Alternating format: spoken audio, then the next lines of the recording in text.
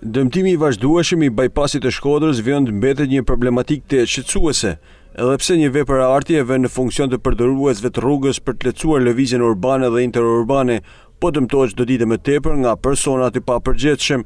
Her pas here është ndërhyrë nga institucionet për riparimin apo zëvendësimin e barrierave të hekur të anës rrugës, por sërish gjendja e këtij segmenti vjen të jetë shqetësuese. Bypassi i Shkodrës vjen të amortizohet.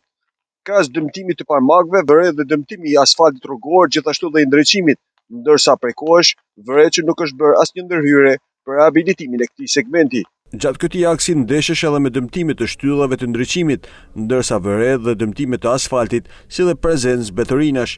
Problem mbetet gjithashtu edhe lëvizja automjeteve tej normave të lejuara, duke bërë rrezik për aksidente. Bypassi i Shkodrës është një vepër te e përfolur, pasi ndërtimi i tij zgjati mbi 10 vite, ndërsa mosmirëmbajtja vjen të jetë një tjetër problem në këtë segment rrugor kaq të rëndësishëm për qytetin e Shkodrës.